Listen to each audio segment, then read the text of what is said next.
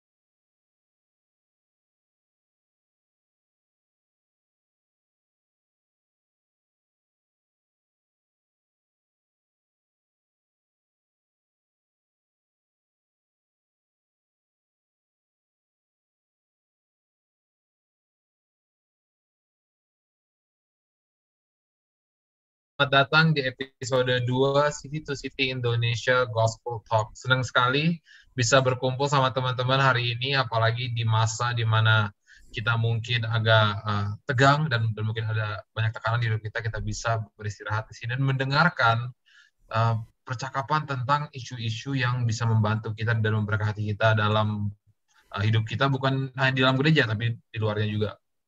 Bersama kita hari ini ada Profesor Sen Senjaya. Kita akan mendengar tentang lebih lagi hari ini. Selamat sore, Profesor Sen. Selamat sore dan malam. Iya, buat Profesor Sen ini jam 9 malam sekarang.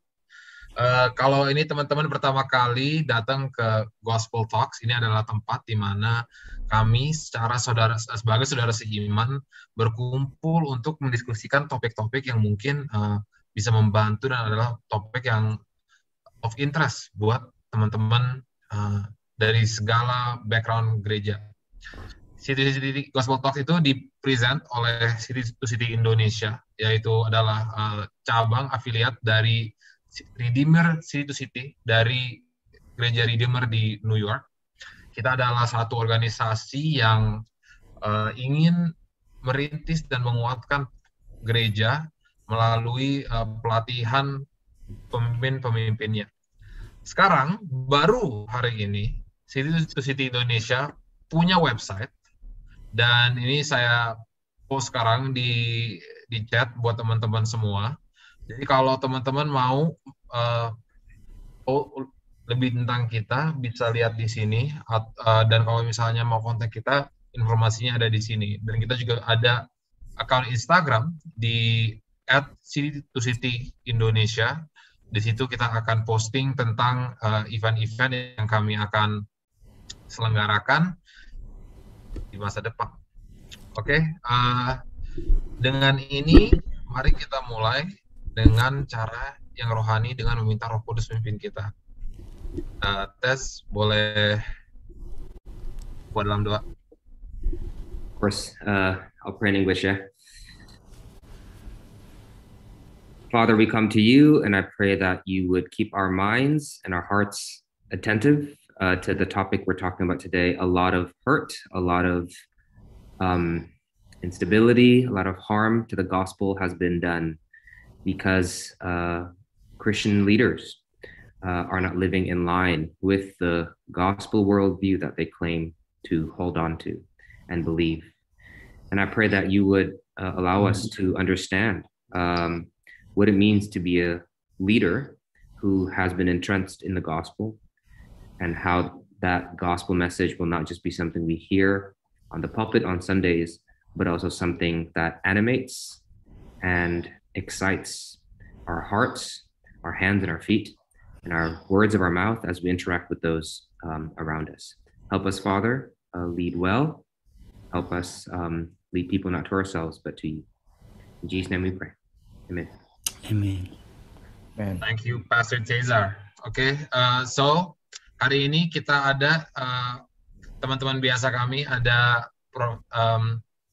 Pastor Michael Christian dari Gibeon Church yang di Surabaya, Ko Mike, ada Pastor Yosia Yusuf, International Pastor dari GBI Rock Sydney, dan ada Pastor Cesar Pustra, penatua pengajar dari Covenant City Church di Jakarta. Dan itu adalah gereja saya sendiri juga, sama Simanjuntak ini di Jakarta. Tapi kita ada teman spesial hari ini, ada pembicara yang adalah salah satu expert di bidangnya dia, Profesor Sen Senjaya. Mungkin saya kasih introduction dikit tentang Profesor Sen. Profesor Sen adalah profesor di Swinburne Business School Australia yang mengajar leadership. Dia juga adalah menjadi preaching pastor di ICC Melbourne, gereja yang ia rintis sendiri sejak tahun 2005, dan adalah jemaat Indonesia dari Scots Presbyterian Church di Melbourne. Profesor Sen telah menerbitkan 4 buku kepemimpinan, dan yang terakhir adalah Leadership Reformed, Why Leaders Need the Gospel to Change the World, yang sudah diterjemahkan oleh ke bahasa Indonesia oleh Perkantas. Dan sebagai peneliti servant leadership, Profesor Sun juga telah menerbitkan puluhan karya ilmiah yang terbit di berbagai jurnal akademis bergengsi di bidangnya. Dan salah satu artikelnya di Leadership Quarterly, jurnal dengan ranking tertinggi untuk leadership, menjadi artikel yang most cited dan most downloaded di jurnal tersebut. Oke, dan bagi yang tertarik untuk melihat atau membeli bukunya Profesor Sun, ini saya taruh juga linknya di chatnya sekarang. Saya sendiri membeli dan membelikan buat mama saya, dan mama saya sangat suka buku ini sampai mengirim saya catatannya dia. Jadi mungkin kalau begitu kita mulai. Saya lupa. Ini karena sistemnya webinar. Di akhir dari pembicaraan kita ini, teman-teman sendiri enaknya itu bisa langsung menanyakan kepada kita. Dan caranya gimana? Caranya itu ada box Q&A di bawah layar Zoom teman-teman, dan itu langsung saja bisa ditulis pertanyaannya di sana. Kalau misalnya ada panelis yang mau dipertanyakan secara spesifik, boleh disebut langsung namanya. Tapi kita cuma ada satu aturan tentang semua pertanyaan kita, yaitu nggak boleh sebut merek. Ya, jadi kalau misalnya teman-teman mau mempertanyakan satu praktek atau satu kepercayaan dari satu gereja atau satu orang, silakan dipertanyakan, tapi kami mohon jangan menyebut namanya orangnya ataupun gerejanya secara langsung, karena kami pastikan tidak akan kami pertanyakan di sini ya. Kami di sini tidak berusaha menjelek-jelekan siapa-siapapun, tapi untuk mempunyai dan menyelenggarakan perbincangan yang bisa membangun. Oke, dengan ini saya undang teman-teman kalau misalnya ada yang mau dipertanyakan langsung di Q&A-nya. Oke, sekarang mungkin kita mulai dari Profesor Sun sendiri ya. Jadi mungkin kalau misalnya ada yang saya kurang, boleh perkenalkan Profesor Sun lebih lagi, dan mungkin lebih khususnya tuh tentang bagaimana Profesor Sun bisa sampai terinspirasi untuk mendalami isu kepemimpinan ini dan tergerak untuk menulis buku seperti ini tentang gospel-centered leadership. Ya, selamat malam semuanya. Shalom. Dimanapun Anda berada, di Indonesia atau di Australia, teman-teman, saya lihat ada beberapa yang saya kenal. Thank you untuk opportunity bisa sharing. It's fun to share with you guys, teman-teman seperjuangan dalam gospel ministry, and it's an honor for me to be part of this. Ya, untuk menjawab pertanyaan Pak Samuel, saya pikir kalau dilihat ke belakang ya, connecting the dots, looking backward begitu, Tuhan itu memberikan pengalaman-pengalaman yang kurang baik, dalam artian saya punya pengalaman dipimpin 3 leaders yang pastinya tidak gospel centered, malah mungkin bisa disebut pemimpin yang tidak efektif, tidak memberikan teladan yang baik. Satu di dalam konteks sekolah, lalu satu di gereja, satu di perusahaan. Nah, 3 pemimpin ini unbeknownst to them sebelumnya memberikan satu hal yang sangat membekas di hati saya, sehingga saya bertanya, how could leaders lead people better than what they have done gitu. Jadi itu memberikan satu kerinduan untuk saya belajar leadership gitu ya. Jadi intinya sih apa yang ditulis di Kejadian 50-20 itu terjadilah pada saya gitu ya. Jadi mereka rekakan apa yang jahat, tapi Tuhan mereka rekakan yang baik, kira-kira begitu. Nah, itu alasan personal, tapi kalau alasan yang lebih substansial itu saya pikir saya membaca satu karya Grace Machen. Dia seorang teolog yang sudah mati ya. Memang biasanya kalau kita ini sudah lama jadi Kristen gitu ya, kita semakin senang membaca tulisan orang-orang yang sudah meninggal lama gitu kan. Nah, Grace Machen itu pernah menulis dalam satu jurnal di Princeton Theological Review tahun 1913, dia mengatakan gini, apa yang tadinya itu hanyalah spekulasi akademis akan menjadi ide yang bisa moving armies and pull down empires. Wah, saya kaget sekali membaca tulisan tersebut. Karena rupa-rupanya semua ide yang menjalar dan mempengaruhi masyarakat itu dimulai dari bangku-bangku kuliah di universitas gitu ya. Nah, sehingga saya pikir untuk bisa mewarnai gitu ya, maka kita harus memilih kan di mana kita akan menjadikan pos kita itu paling strategis dan efektif. Hmm. Dan saya tergerak untuk kemudian mendalami leadership dari sisi akademis. Itu salah satu pengaruh dari dia. Kira-kira begitu. Now, Thank you. if I may ask questions ya, ini karena right away when I first, waktu saya pertama kali baca bukunya Prof ya, yang Leadership Reform ini kan tahun lalu ya, waktu book launch, saya remember. And your chapter 1 is like a bang right away, karena langsung judulnya kan What Business School Don't Teach You About Leadership. Nah, biasanya kan kalau kita ngomongin tentang leadership itu kan langsung kita taunya itu kan skill kan. Wah, ya kan leadership itu skill. Tapi di sini kan buku ini dari awal you already set the tone bahwa leadership itu is not so much about skill. Ya, of course ada skillnya, tetapi you're talking about being. Ya, itu bicara tentang desire, identity, dignity, motive, ambition, itu nanti kita akan bicarakan. Tetapi kan yang membuat saya sangat tertarik adalah ngomongin tentang questions about desires of the heart, psychology of desires. Wah, itu keren banget. Itu capture my attention itu waktu you ngomongin itu. Terus kemudian you bilang bahwa pemimpin itu harus bisa berjaga-jaga dari berhala. Nah, ini tiba-tiba kan you masukin hal-hal yang spiritual di dalam leadership, berhala yang secara diam-diam mempengaruhi keinginan hati kita. Nah, can you expound on that, because that's very interesting take from the leadership, because you're talking about leadership being, not just skill. Itu I think we should talk about that tonight. Itu. Oke. Mungkin saya mulai dari research perspektif dulu ya. Jadi waktu saya mempelajari leadership sebagai keilmuan, mereka menemukan misalnya bahwa banyak psychopath and sociopath itu ditemukan di leadership rank gitu.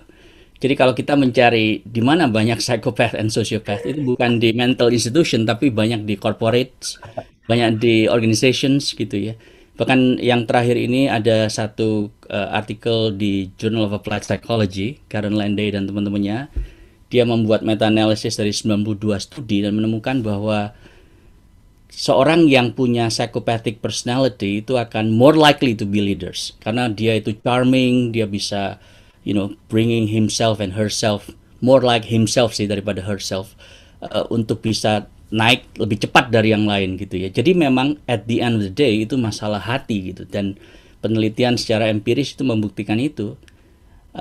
Nah, dalam Augustinian Creed ya, framework itu kita sudah diberitahu sejak dulu gitu ya, bahwa masalah hati itu kan kita harusnya punya prioritas gitu. Jadi yang pertama kita diciptakan untuk mengasihi Allah dan mengasihi sesama, baru yang lain-lain gitu. Tetapi karena kejatuhan manusia di dalam dosa, maka desire itu mengalami ketidakberaturan, jadi menjadi out of order gitu.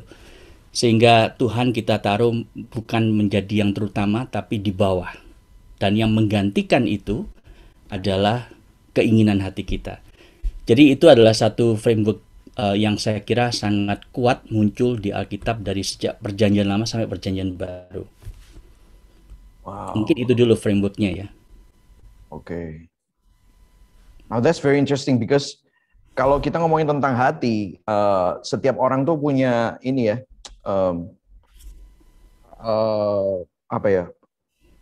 soft spot differently ya. And everything itu karena kita punya kecenderungan dosa, maka our desire itu sekarang bukan lagi kepada Tuhan, tetapi kepada creation. Dan waktu kita lead, itu kecenderungan itu yang akan, misalnya kalau kita membutuhkan penerimaan dan apa, jadi akhirnya kita, karakter leadership kita itu bisa sangat abusive, sangat needy, sangat macam-macam itu ya. Itu berdasarkan our sinful tendency itu tadi ya, yang you mention itu tadi ya. Oke. Nah, can you expound more? Itu how can we discover that and then apa ya? Maksudnya how can you discover that and then at the same time bring your leadership ini kepada ya, saya nggak mau langsung ke gospel, tetapi realizing bahwa ini benar-benar toxic kalau kita nggak deal with, itu kan gimana caranya itu? Salah satunya, ya. Mungkin saya mulai dari yang paling dekat dengan kita, which is what we are doing now, gitu ya. Yes. Nah, kalau kita tidak hati-hati dalam forum seperti ini misalnya, di mana, 5 of us are panelists, ya kan? Dan kita semua punya role sebagai leaders di dalam gereja, dalam bidang masing-masing. Dan selalu temptation-nya adalah we have to say something right, gitu. We have to say something smart. We have to look good, we have to sound smart. Karena kalau enggak, reputasi saya yang menjadi taruhannya, begitu kan? Dan I mean it's fine to be able to say something significant dan benar dan biblical gitu ya. Tapi kalau akhirnya apa yang orang akan nilai tentang pendapat kita itu yang menjadi segala-galanya, instead of glorifying God, we actually trying to glorify self dengan pendapat-pendapat kita. Itu yang kita mulai dari sini aja sekarang. Jadi ini sangat tentunya berasa sekali ya kalau saya ke conference misalnya, and then I speak with other panelists gitu. There's this air of expectation gitu bahwa kita harus sound smart. Kalau enggak orang akan kecewa. So itu gampang sekali menjadi akhirnya ajang untuk kita itu pleasing people. Oh, that's interesting. Pleasing people, then we want to look good, to be performing, ya, to be accepted, it boosts our worth, itu harga diri kita, ya, dan mengkonfirmasi identitas kita yang bukan lagi kepada Tuhan, tetapi kepada prestasi kita, ya. Wow, ya, betul. Anyone wants to jump in on this when we still stay on this subject nih? Mungkin yang kepikiran untuk saya terakhir beberapa minggu lalu ini mendengarkan podcast mengenai ini nyebut merek tapi bukan merek lokal, nggak apa-apa ya berarti ya, ini dari luar boleh ya. I know this. Pemimpin yang mungkin banyak orang Kristen globally know, Mark Driscoll, dan di situ di podcast ini meneliti kenapa pemimpin seperti Mark Driscoll sampai jatuh dan sampai dikeluarkan dari network dia segala macam, dan gereja kan sekarang udah nggak ada. Dia benar-benar dari tahun pertama kayak 1.000 orang deh kalau nggak salah yang ke gereja dia gitu kan. Dan mirip seperti tadi apa yang Profesor Sen katakan, bahwa kita tertarik dengan personality yang besar gitu ya, yang big and impressive and maybe just a question I'm wondering, and ini mungkin generalization, tapi sepertinya in the West naratif seperti itu sudah lebih didemonize, right? Tapi in the East it seems like naratif seperti itu masih lebih acceptable. Am I wrong to assume that, or am I right? What do you think, Professor Sen? Dan kalau begitu, how do we ourselves as Christians in the East menjaga diri kita, from falling into that same mistake?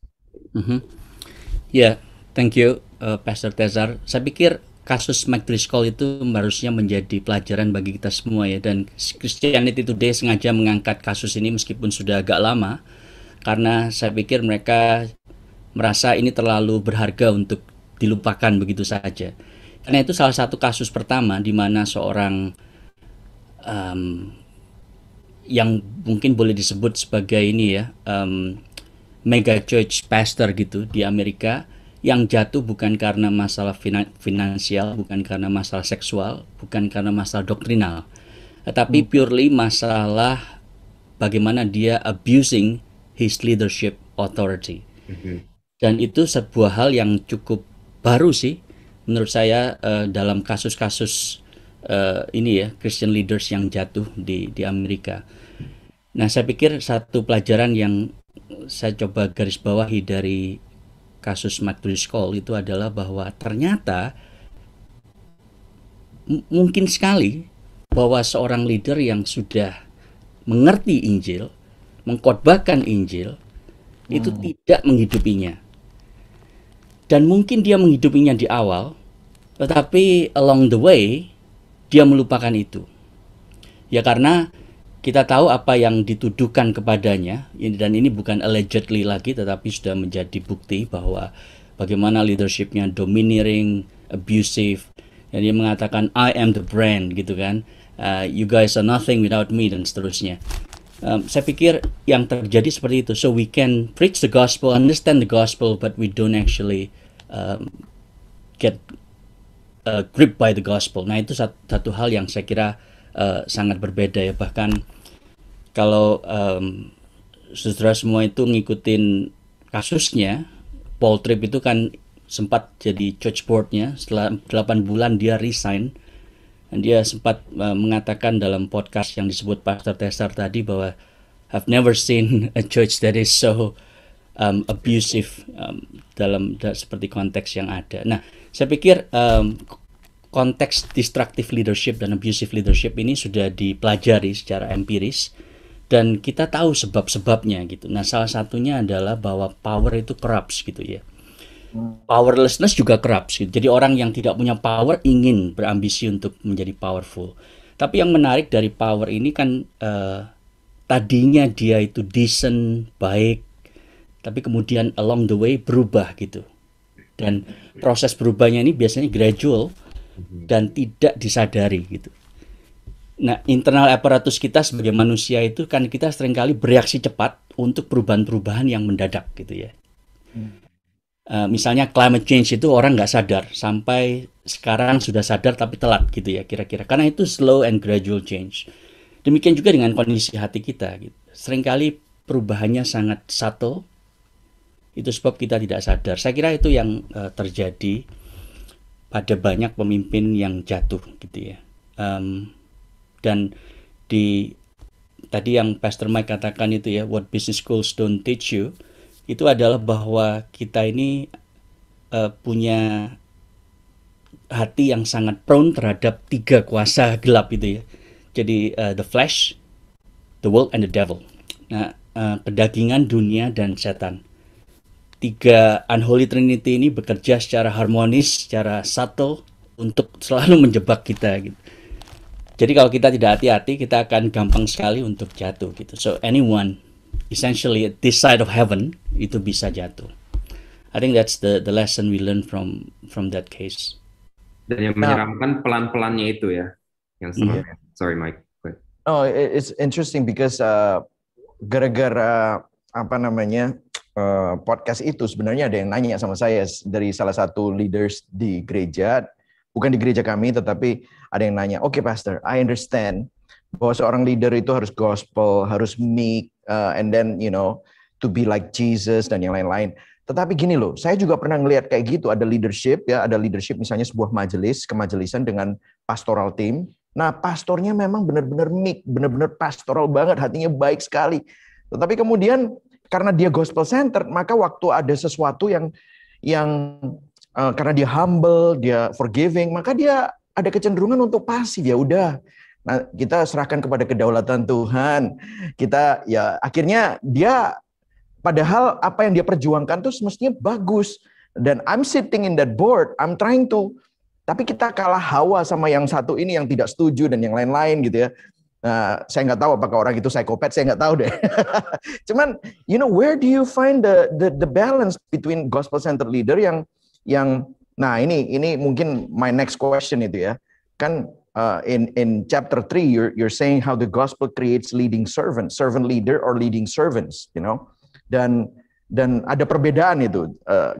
Kan itu you said bahwa sebenarnya kita bukan servant leader tetapi leading servant. Nah, tapi gimana leadership yang bisa memperjuangkan sesuatu dan menghasilkan result, tetapi pada saat yang sama masih bisa gospel center, and not psychopathic and not abusive, not tidak jatuh kepada kecenderungan dosa kita, tetapi bisa menghasilkan result yang membawa suatu tempat di mana dia leading itu maju kepada perubahan yang lebih baik. Ya, saya pikir yang harus kita ingat itu kalau kita sedang memimpin dengan role privilege, semua honor yang diberikan kepada leaders, maka kita akan dikelilingi, sadar atau tidak mau gitu ya, oleh orang-orang akan mencoba untuk impress us gitu. Itu yang kita harus sadari dulu. Sehingga kemampuan kita kemudian untuk menilai sebuah karakter orang lain itu akan menurun dengan sendirinya karena orang-orang di sekitar kita, apalagi di dalam budaya yang power distance-nya tinggi di Indonesia. Jadi kita harus sangat berhati-hati akan hal ini karena orang-orang di sekitar kita akan dengan secara natural, karena itu bagian dari budaya, look up to us gitu ya, much more readily daripada orang-orang di barat misalnya yang sangat egalitarian. Nah itu sebabnya sangat mudah sekali untuk kemudian lupa daratan gitu ya, ingat lautan terus dan seterusnya.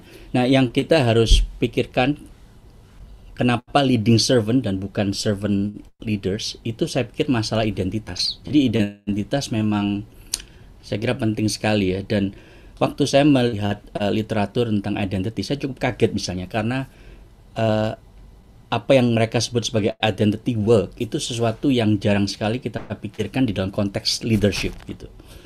Jadi dalam buku itu saya memberi contoh misalnya kalau ada seorang yang baru menjadi leaders, maka dia itu ingin claiming gitu ya bahwa I am the leader, you guys should know gitu kan. Nah bagaimana caranya? Ya macam-macam, dia bisa mengatakan bahwa inilah tempat saya duduk memimpin rapat, ini kursi saya, nggak boleh ada yang lain gitu ya. Dia akan memakai bahasa-bahasa yang lebih formal dan kaku gitu supaya orang tahu dia leadernya dan seterusnya. Nah itu adalah semua tindakan-tindakan yang ingin menyatakan I am the leader gitu.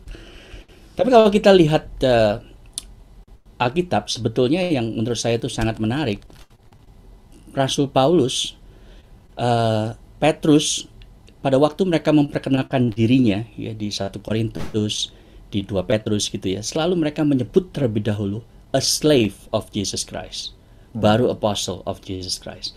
Jadi memang ada dua, ini seperti ketegangan kreatif yang tadi disampaikan itu ya. Jadi selalu mereka menganggap diri I'm a slave of Jesus Christ, but I'm also an apostle. Jadi ada konsep diri bahwa mereka tidak lain adalah budak gitu, bukan hanya pelayan, bukan hanya hamba, karena itu eufemisme kan di dalam Alkitab LAI kita, atau servant di dalam bahasa Inggris, tapi sebetulnya itu dipakai kata doulos, diakonos, superetes, dan seterusnya. Itu ada 7 atau 8 kata Yunani ya yang dipakai untuk kata yang kita terjemahkan sebagai servant atau hamba. Nah itu semua menunjukkan bahwa sebetulnya kita ini adalah slave gitu, yang kemudian dipercaya untuk memimpin. Jadi servant itu adalah noun-nya, slave itu adalah noun-nya, leader itu adalah qualifier-nya atau adjective-nya. Ini konsepnya sama dengan istilah leading worshiper gitu ya. Itu saya kira istilah yang lebih tepat daripada worship leader gitu kan, karena seorang leading worshiper dia ada di tengah-tengah jemaat, tapi dia memberi teladan bagaimana memuji, menyanyi bagi Tuhan. Jadi dia disebut leading worshiper. Demikian juga saya pikir kita mestinya menyebut diri kita itu leading servant.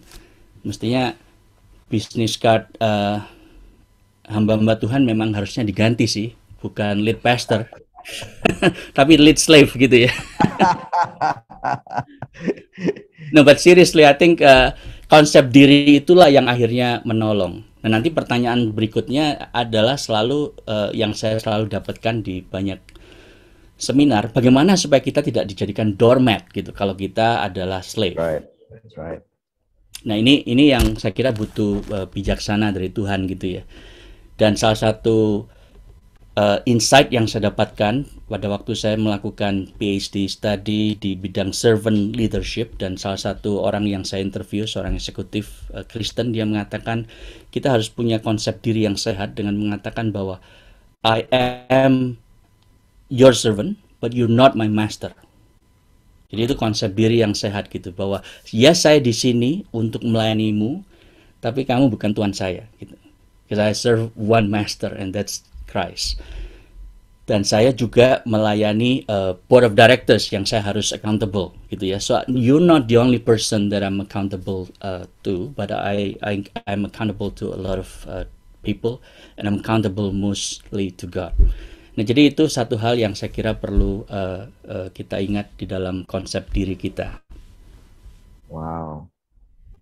So you're saying, iya benar juga ya. Jadi the identity, when you have a sense of identity, cara kita melihat diri kita yang sehat, maka kita akan menjadi leader yang secure, but at the same time bukan leader yang weak ya, bukan leader yang akhirnya ya udahlah gitu, tetapi dia tetap memperjuangkan doggedly secara konsisten karena dia accountable to God and the board of directors yang give the trust for him or her to lead ya. Benar. Oke.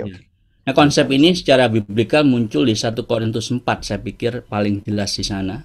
Waktu Paulus tuh bilang, dia tidak pakai kata diakonos atau doulos gitu ya, 1 Korintus 4. Demikianlah kami itu dipandang orang sebagai hamba. Dia pakai kata huperetes gitu, the lowest under rowers in a treated ship, ya, Greek warship.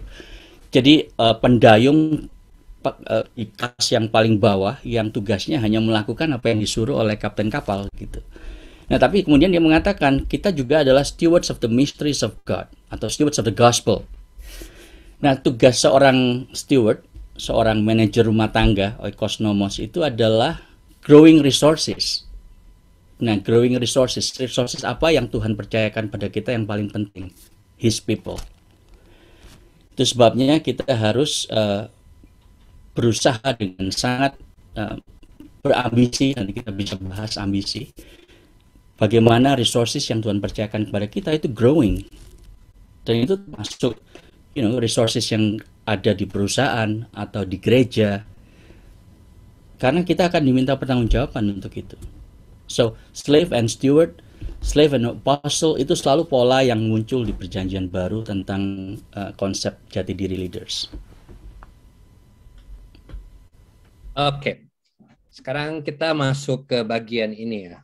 Profesor, bagian yaitu sebagai leaders kita kan mengerti kita ini juga kita slave, tapi kita juga steward, yang berarti kita juga harus melakukan dan menunjukkan hasil dalam pekerjaan kita. Bukan berarti kalau gitu karena kita gospel centered maka hasil nggak penting. Nah, tetapi yang sering terjadi adalah sangat mudah bagi kita karena khususnya budaya kita seperti itu untuk menjadikan performance kita, kinerja kita tuh menjadi identitas kita. Dan itu adalah sesuatu yang sangat berbahaya. Tapi ada sesuatu yang menarik yang Profesor Sen tulis di buku Profesor Sen, itu adalah gini, bahwa untuk orang budaya timur khususnya, bahwa nilai diri yang rendah itu adalah bensin untuk performa yang tinggi. Nah, buat saya itu sangat menarik. Nah, boleh tolong jelaskan kenapa seperti itu? Karena kan seringnya orang berasumsi bahwa untuk performa yang tinggi, kita harus punya kepercayaan diri, high self-esteem. Tapi di sini Profesor bilang, untuk banyak Eastern culture, justru low self-esteem itu adalah fuel buat high performance. Nah, boleh jelaskan? Iya, thank you Pastor Yosia untuk pertanyaannya.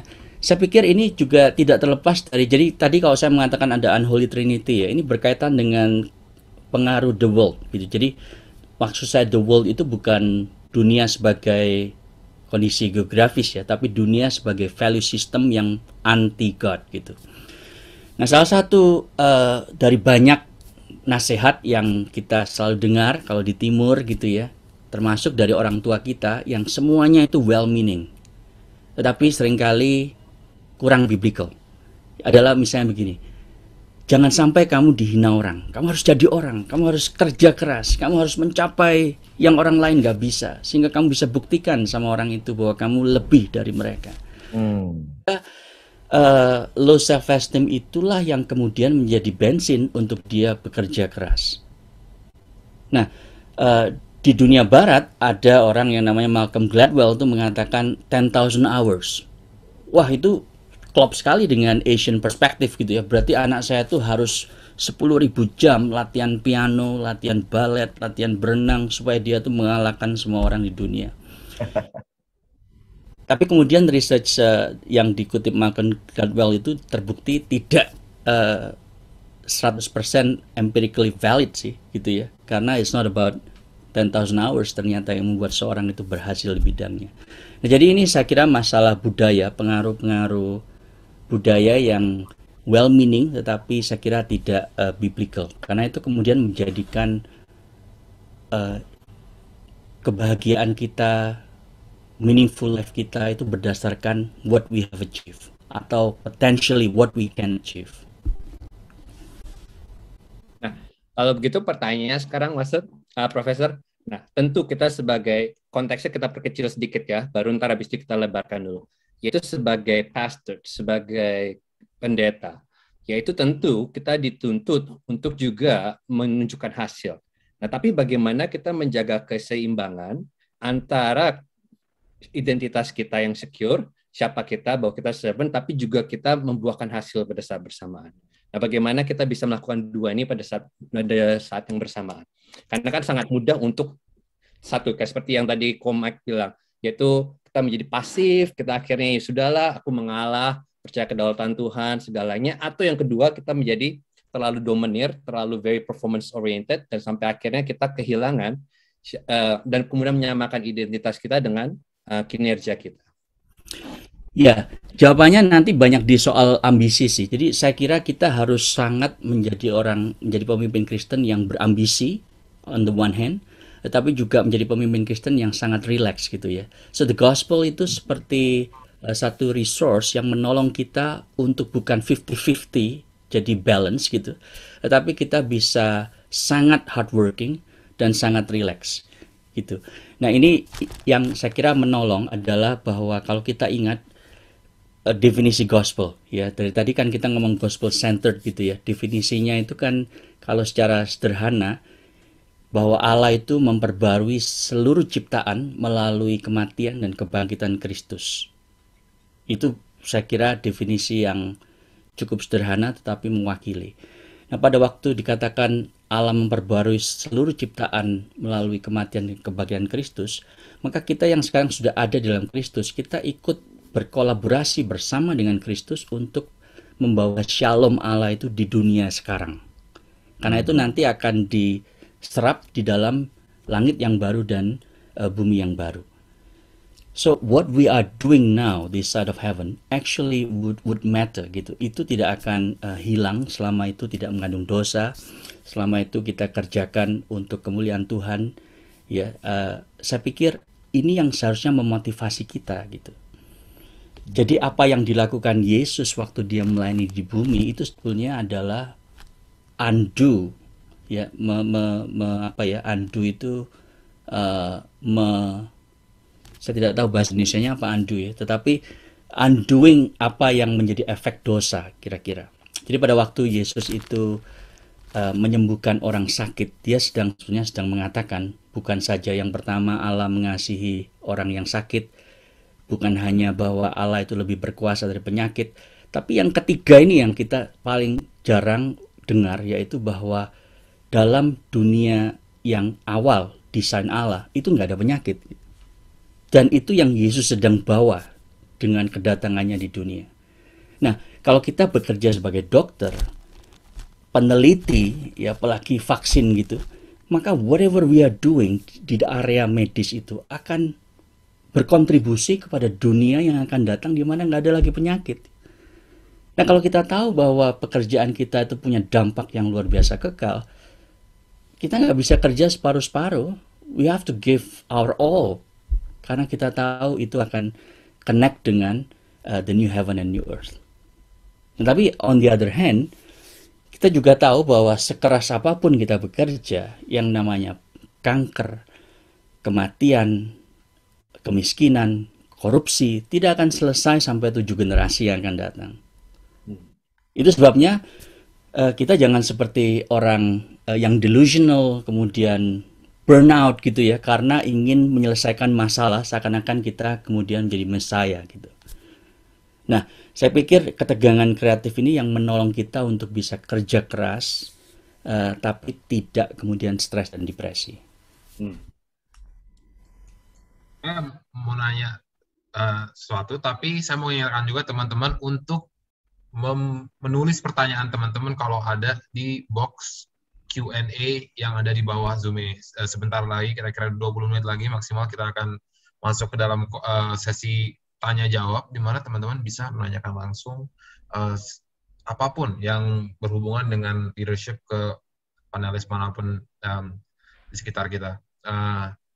Dengan itu saya mau tanya kalau gitu kan, ini koreksi saya kalau saya mungkin salah paham, tapi kedengarannya bahwa kalau gitu pemimpin yang gospel centered itu sebenarnya KPI-nya, patokan kinerjanya itu adalah work ethic mereka, kayak the manner in which gimana mereka melaksanakan tugas mereka. Jadi bukan sebenarnya hasil konkret dan tangible yang mereka bisa capai gitu. Jadi misalnya saya sebagai pelayan, KPI saya bukan berapa orang yang masuk kerja saya atau berapa banyak persembahan yang saya dapatkan, tapi seberapa setianya saya dengan firman Tuhan. Mungkin itu works buat di bidang saya, tapi kalau di bidang lain, kalau saya jualan bakmi misalnya, atau saya di bisnis gitu kan, apakah ada tempat bagi ambisi atau keinginan untuk melihat hasil yang quote unquote dalam tanda kutip duniawi dan tidak rohani? Ya, thank you Pak Samuel. Saya pikir kalau kita ingat apa yang ditulis Martin Luther tuh ya, dengan humoris, dia mengatakan bahwa kalau ada tukang buat sepatu Kristen, dia tidak membuat sepatunya itu semua dikasih salib kecil-kecil gitu ya, tetapi dia membuat the best quality shoes, kualitas terbaik sepatu yang dia bisa buat. Jadi ukurannya sebenarnya ada di kualitas produk tersebut gitu. Dan itu bagian dari pelayanannya sebagai seorang produsen sepatu. Jadi saya pikir kalau kita lihat ke Alkitab lagi ya, quality dan quantity itu bukan sesuatu yang harus dipertentangkan gitu. Karena dua-duanya ada gitu ya. Jadi Paulus misalnya mengatakan di 1 Korintus 3 bahwa ada yang menanam, ada yang menyiram, tapi Allah yang memberikan pertumbuhan gitu ya. Jadi saya pikir pertumbuhan itu tetap penting gitu. Pertumbuhan entah di bidang, kalau di gereja tentunya ini ya, kalau kita mengukur KPI yang di gereja itu kan jumlah yang datang beribadah, jumlah yang dibaptis, jumlah yang ikut small group, jumlah yang datang persetujuan doa, all those things, matrix itu semua penting gitu. Kalau kita lihat visi Wahyu pasal yang ke-7 gitu ya, sekumpulan besar orang banyak dari berbagai macam suku, kaum, bangsa, bahasa, they talk about numbers gitu kan. Jadi kita harus concern dengan kuantitas juga gitu. Jadi memang dua-duanya penting. Nah, saya tahu dalam Center Church itu Tim Keller mencoba mengatakan bahwa bukan sukses, bukan faithfulness, karena orang seringkali bersembunyi di balik faithfulness gitu. Oh, saya yang penting setia kepada firman Tuhan. Ya kan, nanti urusan sukses itu urusan Tuhan gitu kan. Tapi kalau dia setia kemudian tidak efektif, tidak pernah mengevaluasi, tidak pernah mengganti strategi, tidak pernah berpikir ulang apakah ini efisien dan seterusnya, maka saya kira dia juga tidak melakukan tugasnya dengan baik gitu. Jadi yang diusulkan oleh dia fruitfulness. Nah, kemudian ada pendapat yang mencoba juga mengcounter itu ya. Tapi saya kira dua-duanya penting sih. Fruitfulness itu adalah tanda dari faithfulness. Dan faithfulness itu juga tanda dari fruitfulness. Karena dua-duanya Tuhan yang kasih kok gitu ya. Jadi itu satu hal yang kita mesti ingat juga sih saya pikir dalam pelayanan. So, kalau saya melihatnya dalam profesi saya sendiri sebagai peneliti sehari-hari misalnya, maka KPI saya itu jelas sekali adalah jumlah publikasi di jurnal yang baik gitu kan. Maka cara saya menunjukkan saya itu melayani Tuhan dengan bertanggung jawab adalah melakukan itu dengan sebaik mungkin. And I think it's true for every one of us in various disciplines and fields. Tadi saya mencuri pertanyaan saya, cuman ini mungkin ada follow up question yang relating dengan itu. Mungkin sudah clear bahwa bagaimana cara kita mengukur faithfulness kita sendiri atau KPI kita sendiri. Sam sebagai pelayan di full time di gereja, Profesor Sam sebagai profesor di universitas, itu kualitasnya and how excellent we do it. Tapi misalnya kita manager atau employer atau CEO dan ada staff di bawah kita, and we're Christian, we're gospel-centered Christian. At the end of the year, yang kelihatan kan KPI angkanya employee kita kan, that's what we measure it by. Bagaimana caranya a gospel-centered Christian hold that balance untuk orang lain yang di bawah kita, karena dalam satu aspek kalau misalnya kita terlalu pemaaf, terlalu seperti kata Pastor Mike tadi, terlalu give in gitu ya, banyak hal lain yang bakal disadvantage kan. Perusahaannya akan turun, kalau perusahaannya turun kita harus fire orang lain, kita harus pecat orang lain karena kita gospel centered salah satu orang ini, itu kan it's a mess, right? Jadi gimana ya kalau KPI-nya sebagai orang di dalam bisnis, gospel centered faithfulness leadership yang seperti dari Profesor San, kalau aplikasi ke staff kita gitu, what principles, what thoughts maybe yang you can give us? Iya, saya pikir seorang gospel-centered leader bisa pecat orang ya. Mungkin dari sana dulu kita setuju. Jadi, karena gini, waktu kita itu let someone go, itu bukan berarti kita benci dia atau kita udah nggak peduli dengan dia. Tapi mungkin dia akan menjadi orang yang jauh lebih efektif, produktif, fruitful di perusahaan lain, di tempat lain begitu. Jadi dengan begitu kita rilis dia untuk lebih bisa dipakai Tuhan di tempat lain. Nah, tetapi saya pikir yang membedakan adalah how we do it. Jadi caranya bagaimana gitu. Caranya itu sangat manusiawi gitu ya, sangat penuh dengan grace and truth, karena kita melayani Tuhan Yesus yang penuh dengan kasih karunia dan kebenaran gitu ya. Jadi bukan you have 7 days to get your act together and then don't want to see your face anymore. Bukan itu kan caranya. Tapi kita mengatakan bahwa apa yang kamu butuhkan untuk kamu bisa lebih baik di tempat lain misalnya. Nah, jadi saya pikir disiplin, kejelasan tentang role masing-masing KPI itu perlu ditegaskan oleh gospel-centered leaders gitu ya. Karena tadi itu ya, bahwa seorang Rasul Paulus, dia sendiri mengatakan bahwa I'm a steward gitu, saya harus bertanggung jawab akan apa yang saya sudah dipercayakan oleh Tuhan. Karena selalu dia itu kan ujung-ujungnya ke itu ya, tata pengadilan Kristus yang berapa kali dia selalu katakan the bema of Christ itu. Saya akan menghadap itu nantinya. Itu sebabnya sampai dia berkata, aku rela menjadi semua orang demi memenangkan sebanyak mungkin orang gitu. Saya pikir itu satu kalimat yang as you know lah, 1 Korintus itu kan dan 2 Korintus dia sepertinya belak-belakan dengan isi hatinya. So, dia orang yang sangat bekerja keras dan sangat concern akan kualitas, sangat concern akan kuantitas gitu. Jadi, kalau seorang itu mendisiplin, bahkan memecat orang gitu ya, I think masih bisa dilakukan secara ini ya, yang sesuai dengan Injil. Now, I have a question on the other side. What if? Ini responding to questionnya Tezar. Kalau ternyata misalnya anak buahnya itu punya desire juga ya, dia juga leaders, manager, dan dia terus kita CEO-nya gitu. We want people to submit to us for power, dan mereka butuh penerimaan kita. So they perform really well. They really KPI-nya like a great A semuanya. Terus kita of course sebagai CEO senang kan juga, dan kita juga it confirms our needs of power, our needs of worth. Itu gimana ya, kayak seakan-akan kita itu kan polishing each other's idols. And how do we handle that? Nah, ini kan gimana cara taunya di mana seorang leader ini perlu bertobat untuk supaya dia akhirnya kembali kepada gospel, karena everything is doing well kan.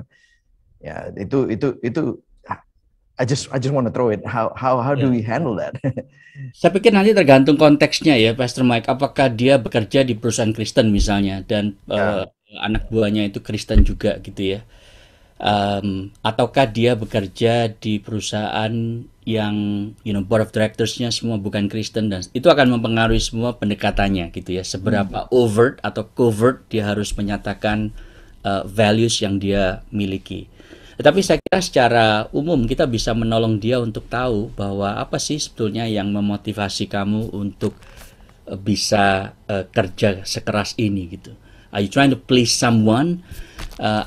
Apa yang kamu sedang coba buktikan? Are you trying to validate your existence by your performance gitu? Itu saya kira pertanyaan yang kita bisa pertanyakan kepada dia untuk menolong staff kita. Nah, untuk kita sendiri saya kira hal yang sama ya. Yang cuman gini, susahnya kan kita lebih mudah menolong orang lain untuk melihat berhala mereka daripada kita menolong diri kita untuk melihat berhala kita gitu. Spiritual blindness is a funny thing gitu kan. Kita tidak sadar kita buta gitu ya. Kalau orang yang physically blind, mereka sadar mereka buta, spiritually blind enggak. So, saya pikir itu sih, kita mencoba untuk saling ini ya. Kalau dua-duanya adalah orang yang Kristen, untuk saling mengevaluasi seperti itu. Dan tadi Profesor Sam pas Profesor menjawab pertanyaan saya tentang memecat orang atau bagaimana cara gospel center leader yang enggak di konteks gereja tapi di konteks bisnis operate, itu menarik banget. Profesor bilang bukan berarti nggak boleh mencat orang, cuma mungkin cara mencatnya, kata-kata yang kita gunakan, jangka waktu yang kita pakai untuk memperbolehkan orang itu proses segala macam, itu sangat kind and loving, dan itu sangat connect banget ya Profesor dengan pertanyaan identitas tadi. Kalau leader tersebut melihat dirinya sebagai servant orang ini, bahkan dalam cara dia memecat dia pun masih you want to serve the person and how you do it.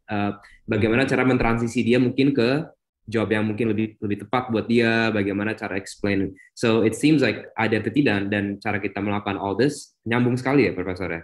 Ya, di dalam servant leadership research yang saya dan beberapa kolega saya lakukan, kami suka pakai bahasa ini. Jadi, train people so well that they can leave your organization anytime.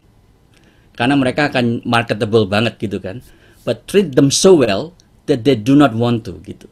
Jadi, kalau mereka merasa, ya saya bisa kemana-mana karena sekarang dengan skill yang saya miliki, saya akan laku gitu. Tapi saya nggak mau because I'm treated like I'm part of a family here. Why would I want to go somewhere else? Nah, saya pikir kalau budaya seperti itu diciptakan secara intentional oleh si gospel centered leader ini, maka saya pikir itu akan menjadi tempat kerja yang ini sih lama-lama akan atraktif ya kepada orang-orang yang bukan Kristen sekalipun gitu. Dan akan kelihatan ya Prof ya, kalau misalnya gospel centered leader tersebut melakukan itu hanya untuk capitalize sendirinya gitu kan, untuk menciptakan kultur supaya ini dia yang besar, atau memang orang itu melakukan membangun budaya itu karena memang itu DNA-nya dia, akan kerasa ya bedanya ya di dalam dari staff dan kultur tersebut. Biasanya itu akan muncul warna aslinya kalau ada krisis. Jadi salah satu kasus yang menarik ini kan terakhir waktu kapan dan berapa banyak staff harus kembali ke tempat kerja, itu ada banyak pro and cons gitu. Dan banyak sekali pemimpin yang tidak mau berubah itu selalu mengatakan bahwa harus balik ke tempat kerja supaya bisa produktif. Ya, tapi at the end of the day realitanya nggak begitu lagi gitu. We live in a different world now after the pandemic. Nah, seberapa jauh kita melihat bahwa ada dari perspektif gospel gitu ya, providensi Allah mengizinkan semua ini terjadi, dan bagaimana saya harus rely on God gitu supaya perusahaan saya tetap jalan, tim saya tetap efektif gitu ya di tengah-tengah situasi yang hybrid seperti ini. Nah, itu yang saya kira perlu ini juga ya. Kalau dalam sehari-hari, saya pikir gospel centered leadership itu nanti kelihatan, misalnya yang sederhana itu dalam meeting ya.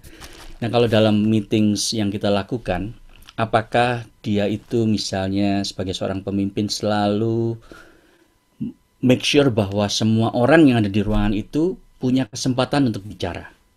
Khususnya yang introvert, yang selalu diem mikir lama gitu ya, sampai akhirnya meetingnya udah habis dia belum ngomong sepatah kata pun karena nggak pernah dikasih kesempatan. Tapi seorang gospel centered, saya pikir dia akan tahu bahwa seluruh kehendak Allah itu tidak berdiam dalam diri saya, ya kan? Tapi semua orang ini punya diberikan oleh Tuhan itu wisdom. Itu sebabnya dia akan go around the room and make sure everyone has the same right to speak up gitu. Yang kedua, dia tidak akan memaksakan pendapatnya gitu ya. Dan hal-hal yang kecil seperti ini saya kira perlu dipikirkan gitu ya. Jadi bagaimana gospel itu mengubah cara saya memimpin rapat, cara saya berargumentasi, cara saya untuk mengakui kesalahan terhadap keputusan yang saya buat kemarin. Nah, kalau itu mengubah seorang pemimpin, saya kira itu akan ditangkap oleh orang-orang yang bekerja dengan kita. Dan itu akan menjadi kesaksian yang sangat baik. Nah, mungkin pertanyaannya adalah kalau begitu, Profesor, karena kita dari tadi ngomong gospel centered, dan bagaimana gospel merubah kepemimpinan kita. Tapi apa tentang gospel yang benar-benar akhirnya bisa memampukan kita untuk menjadi gospel leader? Yaitu di satu sisi kita tidak terbawa oleh performance kita nggak menjadikan identitas kita, performance kita. Namun di satu sisi juga kita bisa terus akhirnya berusaha untuk melakukan yang terbaik untuk melayani Tuhan. Tapi pada saat bersamaan kita terus kokoh dalam Kristus. Nah, apa tentang Injil yang akhirnya bisa membentuk identitas kita untuk menjadi gospel center leaders? Ya, ada beberapa, kan gini ya, Injil itu banyak dimensinya gitu ya. Salah satu hal yang kemarin sempat saya share di IG adalah masalah, kalau khususnya untuk orang timur, orang Asia seperti kita, itu sangat mementingkan muka gitu. Jadi saving face itu adalah bagian dari budaya kita yang sangat kuat gitu ya. Dan kecenderungan pemimpin Kristen, meskipun dia sudah Kristen, tidak berarti itu kemudian hilang gitu. Dia akan selalu mencoba bagaimana apa yang saya katakan dan putuskan itu tidak membuat saya kehilangan muka gitu ya. Dan itu seringkali menjadi penyebab kenapa yang namanya speaking the truth in love itu tidak terjadi di banyak gereja. Karena mengkonfrontasi orang itu nggak enak memang. Harus menegur orang lain dengan kasih sekalipun, itu tetap nggak enak gitu. Nah, sehingga akhirnya ya udahlah, mendingan jangan saya, nanti Tuhan suruh malaikatnya untuk negur dia gitu ya, atau pakai supernatural means yang lain. Nah, tetapi kalau kita kembali kepada Injil, maka kita lihat bahwa di salib Kristus itu kehilangan muka Allah, dan it's a big deal untuk orang Yahudi. Itu sebabnya kan Aaron's blessing ya, dikatakan Musa disuruh Allah untuk mengatakan kepada bangsa Israel itu ya, Harun dan Musa, Tuhan menghadapkan wajahnya kepadamu. So it's a big deal to have the face of God. Nah, tapi di atas salib Yesus itu kehilangan muka Allah untuk seketika lamanya, supaya kita yang di dalam Yesus tidak pernah kehilangan muka Allah. Jadi kalau kita mendapatkan muka Allah gitu, He never turn His face from us, kita nggak usah khawatir kehilangan muka lagi gitu. Kita nggak usah khawatir kehilangan opini dan pendapat pujian orang lain, karena mereka itu jauh insignificant dibanding pendapat Allah dan perkenan Allah. So I think that's how or at least I try to connect itu dengan gospel gitu. Dengan begitu maka akhirnya fokus kita tidak lagi cari muka atau takut kehilangan muka, tapi bagaimana muka Allah itu diperkenalkan kepada semua orang. I think that's how the gospel change our motive, how we relate to people. Nah, itu satu dimensi gitu. Ada dimensi-dimensi yang lain tentunya. Thank you, Prof. That's really good explanation. I'm really it really connects with me ya, tadi waktu you explain bagaimana Kristus kehilangan muka di hadapan Allah supaya kita nggak pernah kehilangan muka Allah. Wow, that's just very golden. Saya mau tanya sesuatu ya. Saya lihat ada dua statement yang menarik perhatian saya waktu saya baca your books ya, a couple years ago. Maksudnya 2019 ya? Ya, 2019. Ini saya tulis di note saya. Leaders are merely sinners with glorified titles. And then another one, Christian leaders are sinners leading other sinners. in a sinful world, gitu ya. Ini kayaknya 2 kali dibicarakan mengenai bagaimana kita ini selalu diingatkan bahwa kita ini cuma sinners. Leaders merely sinners with glorified titles, ya kan? Terus another one is Christian leaders are sinners leading other sinners. Is that why we need to remind ourselves of this supaya kita itu nggak lupa daratan? Is that why kita perlu remind about this, so kita selalu ingat of our need of the gospel every single day? Karena kadang-kadang ya, terus terang, kalau kita ini pendeta ya, atau hamba Tuhan, atau mungkin Christian leaders yang tiap hari renungan gitu ya, we can look so holy, we can look so high and mighty. Kita lupa juga ya kadang-kadang tentang our need for the gospel, the simplicity of the gospel itu setiap hari. Gitu.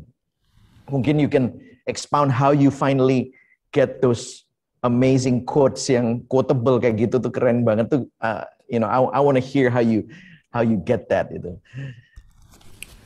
Ya, mungkin partly dari personal experience ya, knowing I'm owner of a proud heart, sinful heart gitu, dan saya membutuhkan Kristus not only every now and then, tapi setiap kali. Kita tahu bahwa status kita di hadapan Allah itu kan ganda gitu ya, simultaneously justified and yet sinners gitu ya, this side of heaven. Di sisi surga sebelah sini kita selalu terus bergumul di dalam dosa.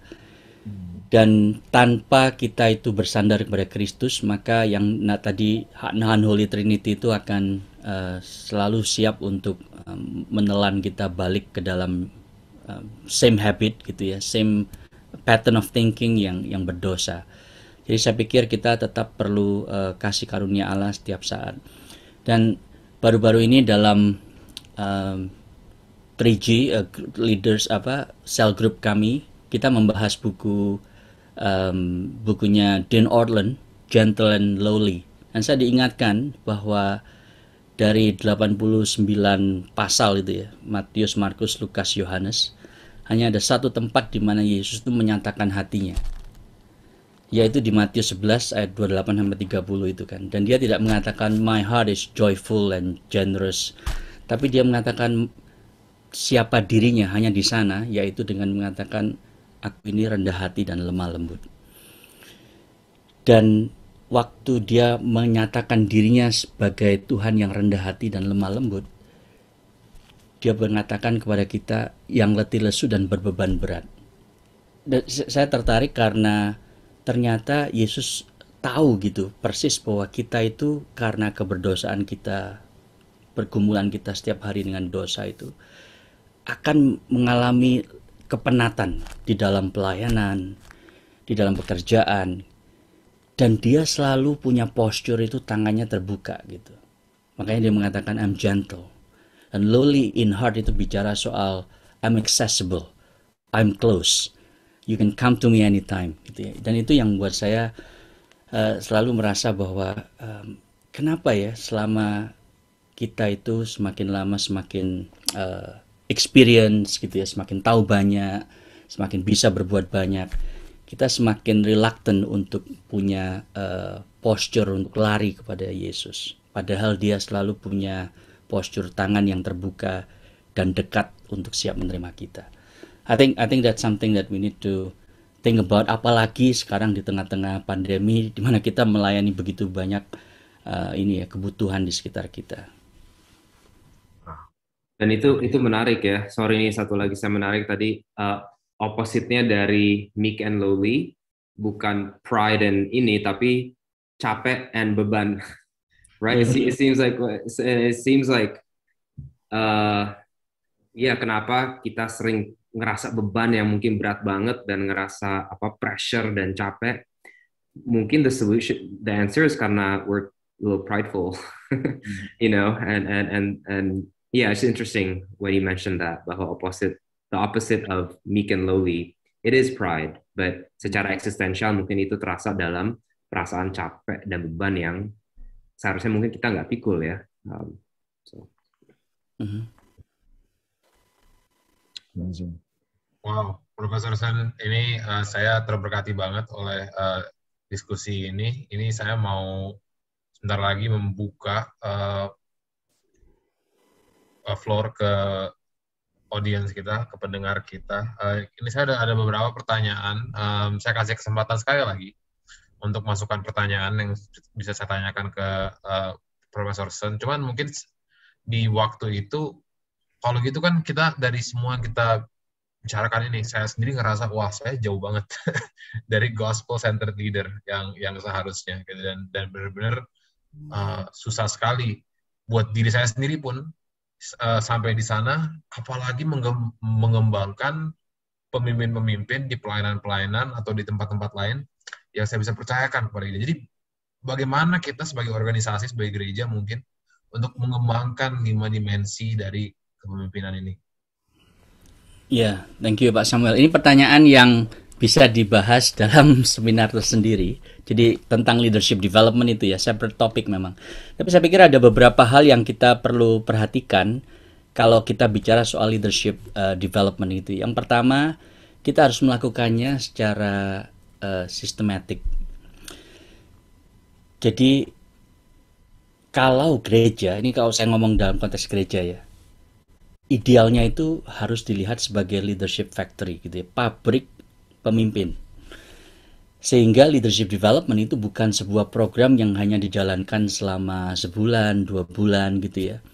Tetapi setiap orang, dan saya belajar ini dari General Electric sebetulnya. Jadi perusahaan yang terkenal, sukses dari tahun ke tahun sampai sekarang, yang membuat lightings dan finance dan mesin buat pesawat dan seterusnya. Karena mereka punya konsep dari sejak hari pertama seorang karyawan itu menjejakkan kaki di perusahaan tersebut, dia langsung masuk di dalam leadership development program. Saya pikir, wow, kalau company aja bisa berpikir seperti itu, mestinya gereja secara lebih intensional itu berpikir seperti itu. Nah, maksudnya gimana? Maksudnya adalah bahwa mulai dari preaching, cell group, bahkan meetings ya, karena kan kita suka meeting melulu kan. Nah, bagaimana meetings itu bisa menjadi ajang leadership development? Nah, ini harus dipikirkan secara sistematik gitu, sehingga bukan hanya formal program, tapi ada informal, formal mentoring gitu ya. Bahkan di dalam pertemuan itu orang bisa belajar untuk mengemukakan pendapat dengan jelas, karena seringkali kesulitan kita itu adalah mengemukakan pendapat dengan jelas, dan itu kelihatan sekali di kelas gitu ya. Kalau saya bicara dengan mahasiswa-mahasiswa lokal, dengan mahasiswa dari Indonesia, itu terlihat gitu, beda kemampuan untuk mengemukakan ide dengan terstruktur dan jelas.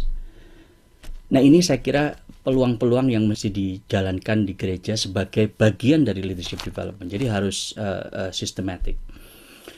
Kemudian yang berikutnya adalah harus holistik gitu ya. Jadi kita harus melihat bukan hanya present skill, tapi juga bagaimana masa lalunya, pembentukan masa lalunya. Jadi banyak leadership development itu sebenarnya harus deal dengan undoing, ya, a lot of stuff. Jadi konsep-konsep yang salah gitu. Apalagi kalau kita bicara gospel centered leadership development, banyak konsep yang keliru itu harus dibenerin dulu, baru bisa dibangun sesuatu yang baru. Jadi konsep seperti tadi misalnya, you are destined for greatness gitu ya. Nah, itu harus diganti dulu dengan misalnya, enggak, you are not destined for greatness, you are destined to show God's greatness. Nah, itu perlu waktu untuk orang bisa berubah secara akar seperti itu, dan itu perlu holistik gitu. Jadi 10 tahun pertama kita itu dengan orang tua kita itu punya pengaruh yang sangat-sangat dalam, lebih dalam dari yang kita pikirkan. Semua world class tyrants mulai dari Pol Pot, Stalin, Hitler itu ya, mereka semua punya masa lalu yang sangat-sangat gelap gitu. Dan rupa-rupanya apa yang mereka tidak dapatkan di awal 7-10 tahun hidup mereka, itulah yang mereka terus kejar dalam sisa hidup mereka sampai mereka menjadi pemimpin puncak dengan sangat kejam gitu ya. Nah, jadi itu menolong saya untuk mengerti bahwa betapa penting kita itu undoing the past gitu. Kita tidak bisa mengubah masa lalu, tapi kita bisa mengubah the meaning of the past gitu ya, dengan bantuan Tuhan tentunya melakukan semua itu. Jadi perlu sistematik, perlu holistik, dan juga saya kira perlu contextualize. Jadi leadership development itu industri yang sangat besar. Angka yang terakhir yang saya dapatkan itu 366 billion dollars. It's a big number gitu ya. Jadi yang menarik adalah banyak dari investment di leadership development itu gagal. Kenapa gagal? Karena tidak contextualize. Ya, tidak memperhatikan konteksnya.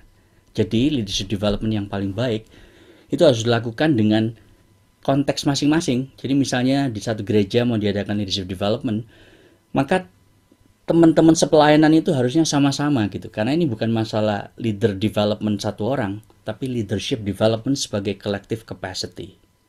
Nah, kalau tiga hal ini sudah didesain dengan baik, barulah kita ngomong soal kontennya gitu. Desire, identity, dignity, dan motive dan ambition ini pelan-pelan di-sharingkan.